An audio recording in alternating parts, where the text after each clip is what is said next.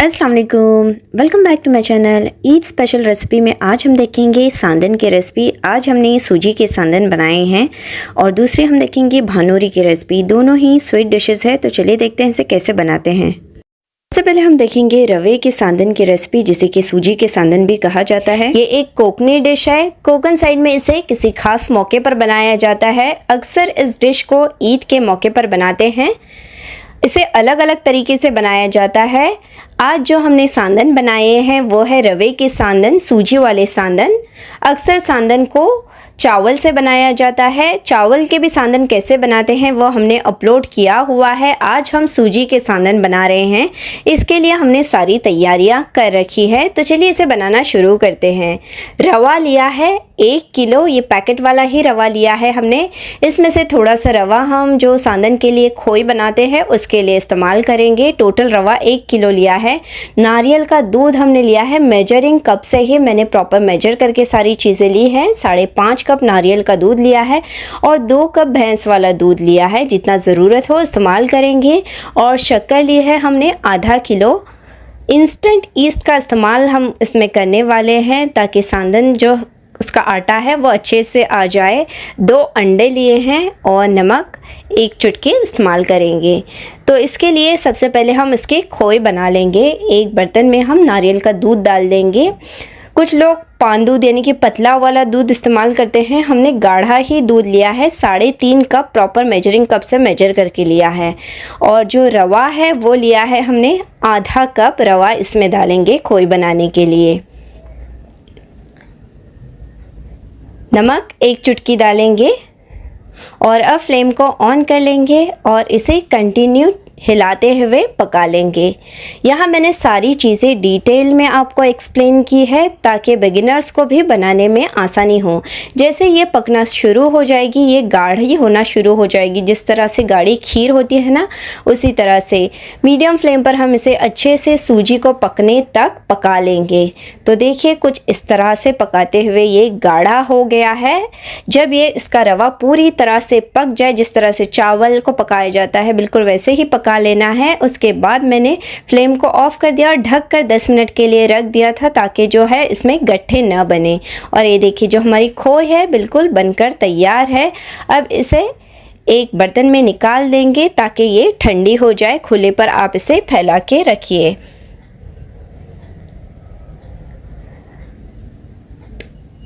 इसे ठंडा होने के लिए दें। इस वक्त ये बस हल्की सी ही गर्म है। इस वक्त हम इसमें शक्कर शामिल करेंगे। शक्कर आधा किलो मैंने डाली है।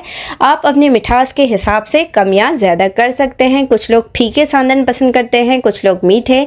इसे मिक्स कर लेंगे। तो देखिए शक्कर जो है वो घुल गई है। जो खोई होती है उसके हमें गट्ठे बिल्कुल भी नहीं रखना है। अगर कभी कुछ गट्ठे हो जाए तो आपको इस तरह से हाथों की मदद से सारे गट्ठे जो है वो ख़त्म कर देने हैं। अब उसमें 2 अंडे डालेंगे। अंडे डालने के बाद भी हम इसे हाथों से फेंट लेंगे। अंडे डालने से ये जो सांदन है वो काफ़ी टेस्टी बनकर तैयार होते हैं। कुछ लोग अंडे नहीं डालते हैं पर हमने अंडे शामिल किए हैं। अब जो हमने रवा लिया था वो शामिल करेंगे। 1 किलो रवे में से आधा कप ही हमने खोई बनाने के लिए इस्तेमाल किया था और बाकी सारा जो रवा है इस वक्त इसमें डाल देंगे और मिक्स कर लेते हैं। रवे के सांदन जल्दी बन जाते हैं। चावल के सांदन जो है वो बनाने में काफ़ी वक्त लग जाता है। इस वक्त हम उसमें डालेंगे जो भैंस का दूध हमने लिया था वो थोड़ा थोड़ा करके डालेंगे। जितना आप देखिए कलाकर हमने 2 कप टोटल भैंस का दूध डाला था और जो नारियल का दूध है वो थोड़ा थोड़ा करके ही डाला था, पर नारियल का दूध भी हमने 2 कप डाला था। ये जो सांदन का आटा लगाते हैं उसमें 2 कप भैंस का दूध और 2 कप नारियल का गाढ़ा वाला ही दूध डाला है। इसे मिक्स कर लेते हैं। गट्ठे बिल्कुल भी नहीं रखने हैं। ये देखिए आपको गाढ़ा ही कलाना है। और फिर हम इसमें डालेंगे नमक। नमक टेस्ट के अकॉर्डिंग डालना है। याद रहे कि हमने खोई बनाने में भी नमक इस्तेमाल किया था। अब उसमें डालेंगे इंस्टेंट ईस्ट। 1/3 टीस्पून के करीब ही मैंने डाला है। आप दूसरा जो नॉर्मल ईस्ट होता है वो भी इस्तेमाल कर सकते हैं। अब इन सारी चीज़ों को मिक्स कर लेते हैं। जब ये आप आटा कलाए तो गाढ़ा ही रखिए। जब ये फर्मेंट हो जाता है तो थोड़ा सा पतला हो जाता है। तो बस देखिए इस तरह से इसकी कंसिस्टेंसी होनी चाहिए। अब हम इसे एक बड़े से बर्तन में डाल देंगे, क्योंकि ये फूलकर बढ़ जाता है तो आपको इसे बड़े से बर्तन में ही डालना है। और अब इसे ढक देंगे और किसी गरम जगह पे रख दें ताकि आटा जो है वो जल्दी आ जाए। आटे को आने में कम से कम 4 से 5 घंटे लग जाते हैं। तो ये देखिए 4 घंटे के बाद आप देख सकते हो ये आटा किस तरह से फूल गया है। जब हमने इसे बर्तन में डाला था तो वो नीचे की तरफ थोड़ा सा था, अब ये देखिए फूल के ऊपर आ गया है। जिस तरह से इडली वगैरह का बैटर होता है बिल्कुल उसी तरह से इसे मिक्स कर लेंगे। इस वक्त हम इसमें डालते हैं इलायची पाउडर, आधी टीस्पून ही हम इसमें इलायची पाउडर डालेंगे। आप चाहो तो थोड़ा सा जायफल का पाउडर भी डाल सकते हो और इसे अच्छे से मिक्स कर लेंगे। अगर आपको लगे कि ये ज़्यादा गाढ़ा है, कभी कभी ये ज़्यादा गाढ़ा रहता है, तो आप इस वक्त इसमें नारियल का दूध या भैंस का थोड़ा सा दूध शामिल कर सकते हो। आटे की कंसिस्टेंसी इस तरह की होनी चाहिए। अब सांदन बनाना शुरू करेंगे। तो ये जो सांदन के टाट बोलते हैं, ये कुछ इस तरह के मोल्ड होते हैं, इसमें अक्सर सांदन बनाया जाता है, वो मैंने लिए हैं। इस पर तेल फैला देंगे ताकि जो सांदन है वो नीचे ना चिपके। और अब जो सांदन का आटा है वो इसमें 1-1 चम्मच जितना भरकर डाल देंगे। ज़्यादा ये नहीं डालना है क्योंकि ये फूल जाते हैं। और अब हम इसे पका लेंगे। तो एक तंदूर में मैंने पानी को गरम कर लिया, उसमें थोड़ा सा नींबू डाल देंगे ताकि जो बर्तन है वो काला ना पड़े। ऊपर की जाली रख देते हैं और एक एक करके सांदन के जो मोल्ड है वो इसमें रखते जाएंगे। इसे अक्सर तंदूर में ही बनाया जाता है। पानी को अच्छे से बॉईल आने दें, उसके बाद ये रख दें और ढककर हम इसे पकाएंगे कम से कम 15 से 20 मिनट, जब तक कि सांदन अच्छे से पक नहीं जाते। तो ये तंदूर में जो है वो हमारे सांदन पक रहे हैं। अब कुछ सांदन को हम इडली वाले सांचे में बनाएंगे, क्योंकि कुछ लोगों के पास तंदूर नहीं होता है तो आप इस तरह से इडली के सांचे में भी आसानी से बना सकते हो। इडली के सांचे को भी मैंने थोड़ा सा तेल लगा दिया और 1-1 चम्मच हम इसमें सांदन का आटा डाल देंगे। सांदन को अब हम पका लेंगे। तो इडली के बर्तन को हमने पानी डालकर गरम कर लिया। नीचे अच्छे से बॉईल आने के बाद इडली के ये जो ट्रे है वो रखते जाएंगे और ढककर इसे भी हम 15 से 20 मिनट सांदन के पकने तक पका लेंगे। अब जो तंदूर में हमने सांदन रखे हैं उसे पकते हुए 15 मिनट हो गए हैं। अब हम इसे चेक कर लेंगे।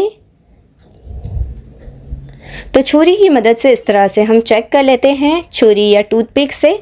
तो जो छुरी है वो पूरी सूखी निकल रही है, मतलब हमारे सांदन जो है वो पक गए हैं। अब इसे खुले पर फैलाकर रख देंगे। कुछ लोग इसे ठंडा होने के लिए, जल्दी ठंडा होने के लिए बर्तन में पानी डालते हैं और फिर ये सांदन के टाट डालते हैं। इसे अच्छी तरह से ठंडा होने देना है और फिर हम इसे निकालेंगे। अगर आप इन सांदन को गरम गरम निकालोगे तो सांदन जो है वो टूटने लगते हैं। तो पूरी तरह से ठंडा होने के बाद आप इसे निकालिए। छुरी या चम्मच की मदद से पहले किनारों को इस तरह से अलग कीजिएगा और फिर इसे इस तरह से निकाल देना है। ये देखिए सांदन कितने हल्के फुल्के बनकर तैयार होते हैं। तो एक सांदन हमारा रेडी है। इसी तरह से बाकी सांदन को भी हम निकाल देंगे। ये सांदन जो है वो काफ़ी टेस्टी लगते हैं। कुछ लोग इसे अल्नी पानी के साथ खाना पसंद करते हैं, कुछ लोग ऐसे ही, और कुछ लोग फ्राई करके खाना पसंद करते हैं। आपको जैसे पसंद हो आप उसे सर्व कर सकते हैं। तो ये जो है तंदूर वाले सांदन कुछ हमारे तैयार हो गए हैं। बाकी सांदन को भी हम इसी तरह से पका लेंगे। और जो इडली के बर्तन में हमने सांदन बनाए थे वो भी देखिए 15 मिनट में पक गए हैं। इसे भी पहले आप चेक कर लीजिए और फिर ही निकालिए। इसे भी ठंडा होने के लिए देंगे और जब ये पूरी तरह से ठंडा हो जाए तब हम इसे निकाल देंगे। अगर आपके पास तंदूर न हो सांदन का तो आप इसे इडली के बर्तन में भी बना सकते हो। देखिए कितने हल्के फुल्के बने हैं, काफ़ी टेस्टी होते हैं। आप चाहो तो इस पर थोड़ा सा ज़ाफ़रान या ड्राई फ्रूट्स भी छिड़क सकते हो। तो ये हमारे इडली के बर्तन वाले सांदन भी बनकर तैयार है। बाकी सारे सांदन को भी हम इसी तरह से बना लेंगे। रेसिपी पसंद आती है तो आप इसे ज़रूर ट्राई करना। आप इसे स्टोर करके फ्रिज में भी रख सकते हो।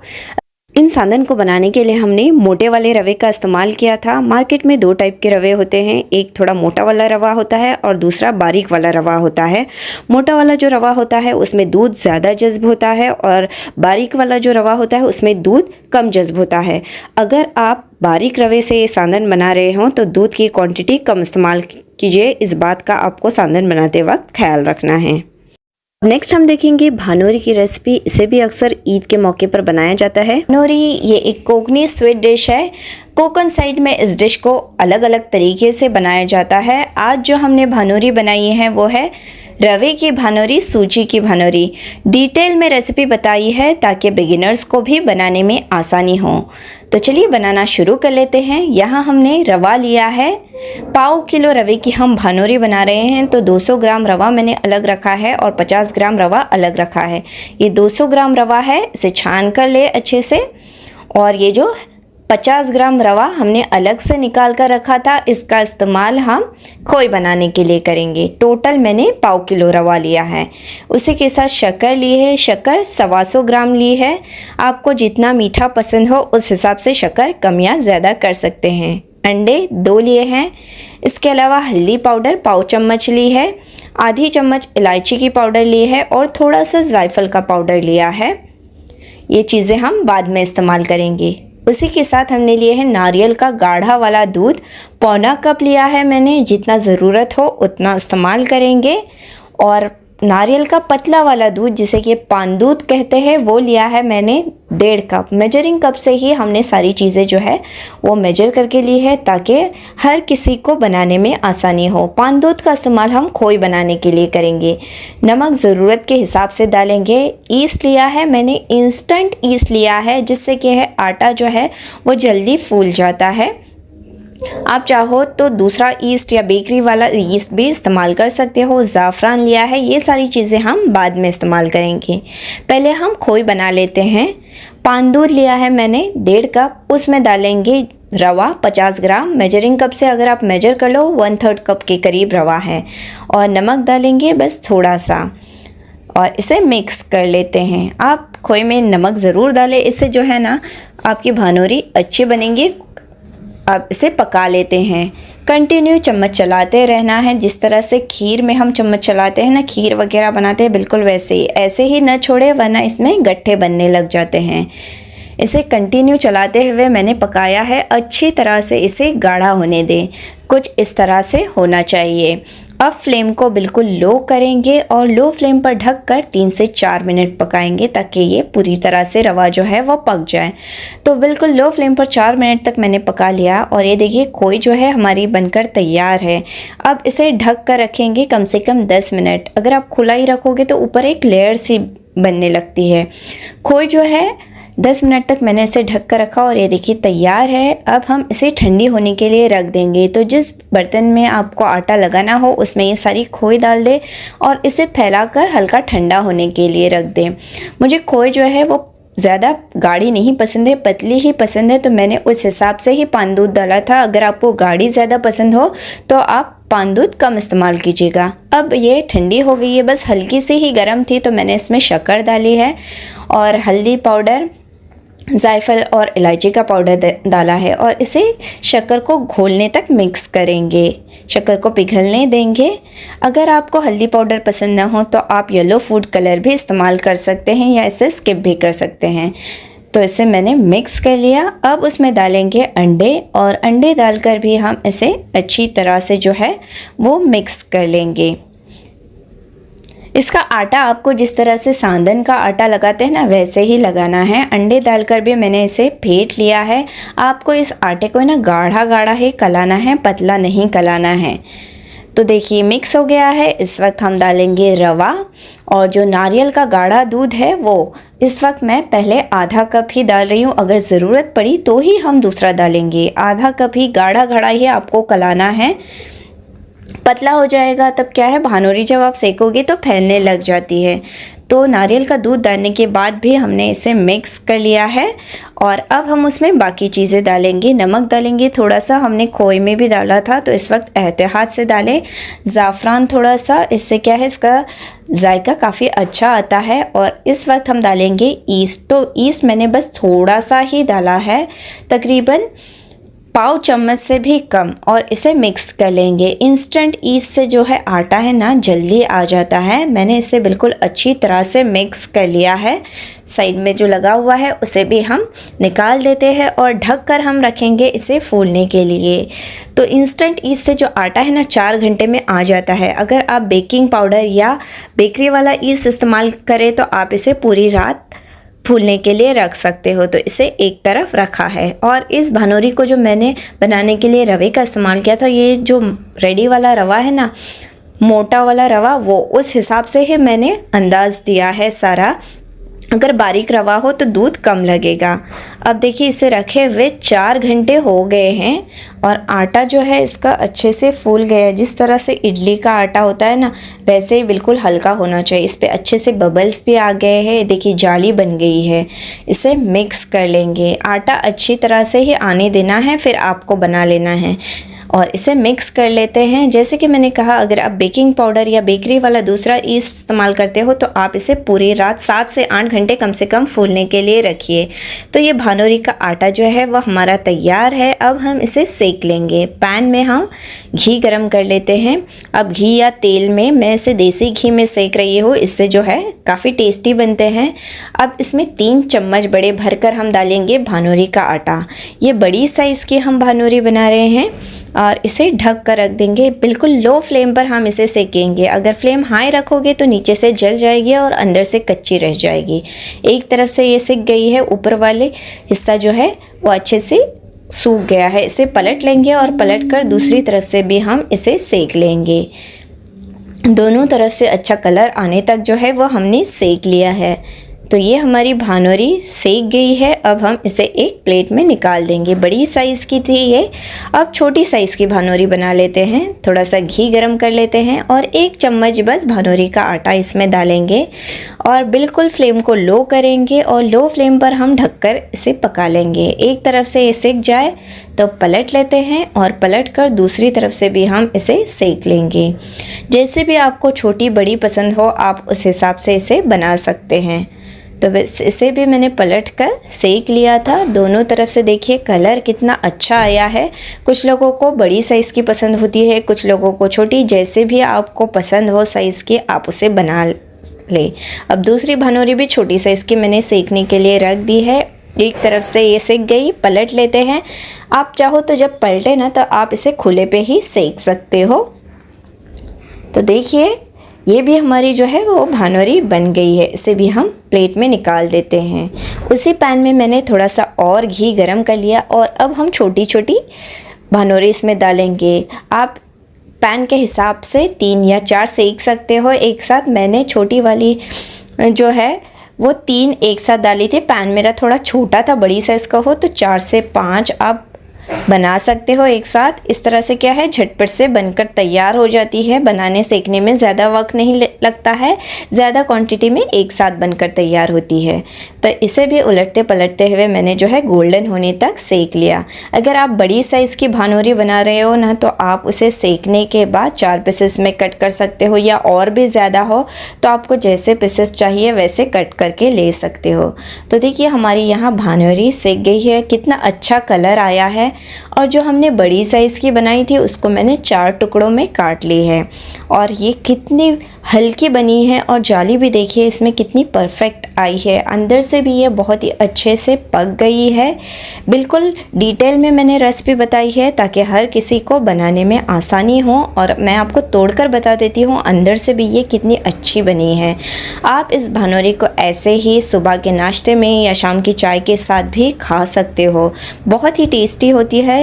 दोनों डिशेस हमारी बनकर तैयार है। काफ़ी सिंपल तरीके से हमने पूरी डिटेल में रेसिपी बताई है। आप इसे ईद के मौके पर एक बार ज़रूर ट्राई करना।